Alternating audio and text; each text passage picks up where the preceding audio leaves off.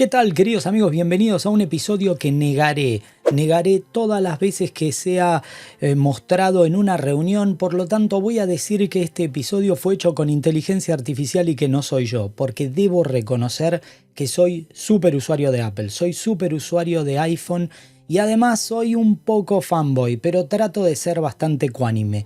Así que en este episodio que prometo que negaré, te voy a contar 10 cosas que ningún usuario de iPhone reconocería que nos encantaría que copiáramos de Android. Sí, hay algunas cosas de Android que nos encantaría. ¿Será verdad? Quédate en este episodio y te enterás cuáles son mis 10 ideas que deberíamos copiar de Android. Sí, vamos a decir las cosas como son.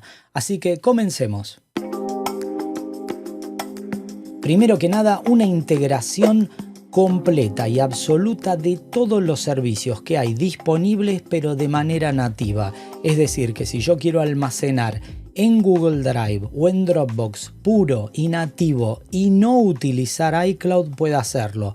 Hay métodos, de hecho, acá en el canal subí varios episodios, pero no es tan lineal como en el resto de los ecosistemas. Por lo tanto, me parece que hay una increíble alternativa de mejora. A mí me parece que integrar todos los servicios, almacenamientos, cambio de galerías, cambio de reproductores, cambio absoluto de aplicaciones que deberían comportarse igual que las nativas.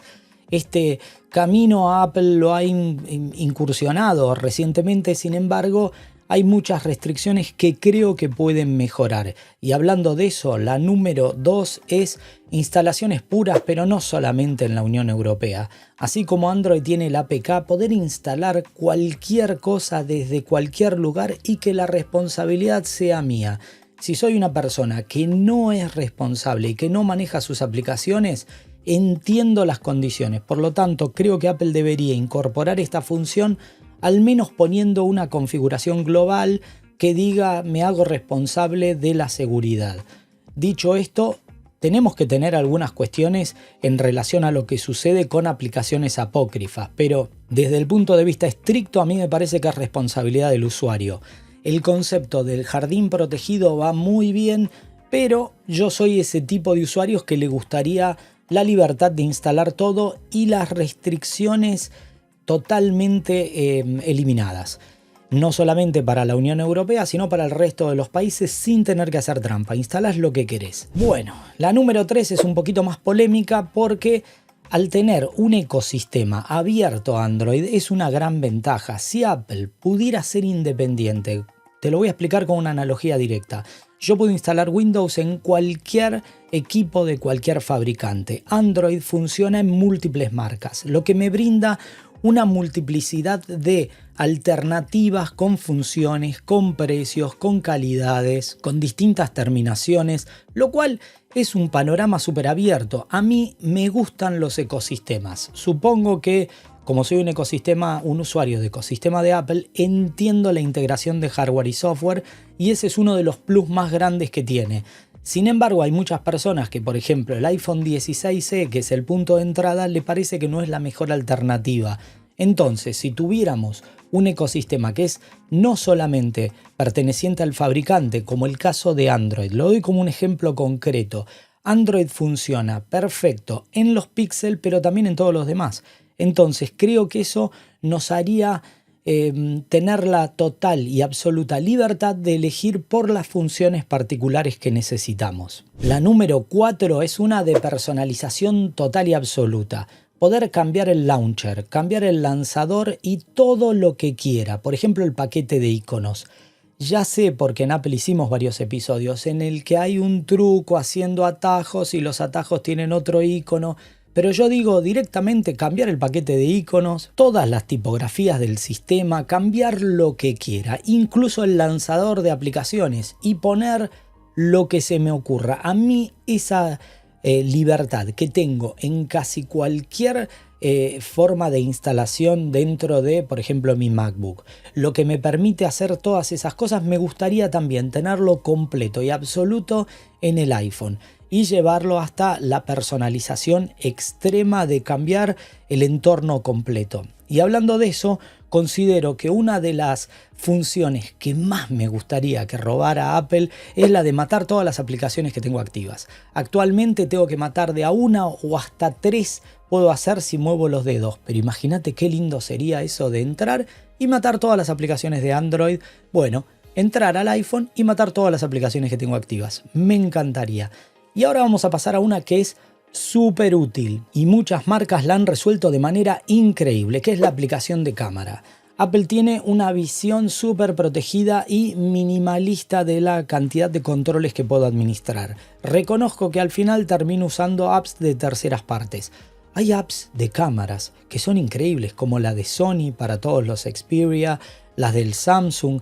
Es un poquito caótica, pero es genial porque tenés una libertad total y absoluta. A mí me gustaría que la aplicación de cámaras que viene nativa en el iPhone tenga 2 modalidades, un modo normal y un modo avanzado, donde yo pudiera controlar todo. Al final me doy cuenta que uso Halide, Blackmagic, Moment, otras aplicaciones, tanto de foto y video, porque no me compensa la aplicación interna. Y esta, bueno, lo he dicho demasiadas veces, así que me hago cargo porque muchas marcas tienen la posibilidad de que el móvil tenga un modo escritorio. Lo conectas a un teclado, un mouse, le pones una pantalla cuando estás en un hotel, cuando estás en muchos lugares, y me parece genial, fundamentalmente ahora que tengo gafas que tienen la posibilidad de conectar una pantalla. Entonces, ya sea robando DeX de Samsung como cualquier soporte de escritorio, es una idea genial porque a mí me vendría bárbaro. Es mucho más confortable para tipear, para manejar,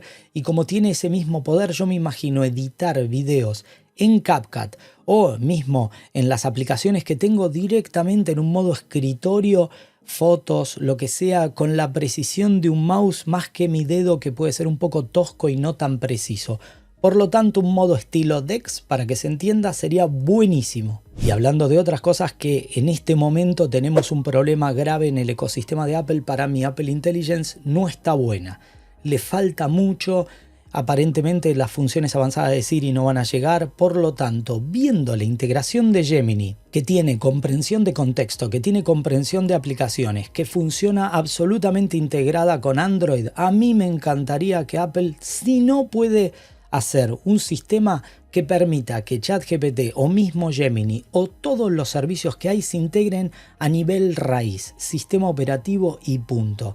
Es una cuestión que me parece que no lo van a hacer, evidentemente, pero sería muy bueno porque no estamos atrapados en funciones. Para mí, llamar a Siri para que llame a ChatGPT, no poder poner mi modelo avanzado como modelo directo. Hay un montón de funciones que no me parecen que son tan buenas y al final termino usando la app de ChatGPT como app.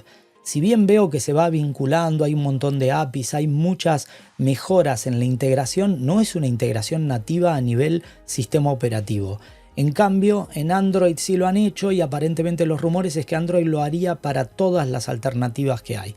Y eso me parece que sería un buen punto y un buen paso a la libertad total.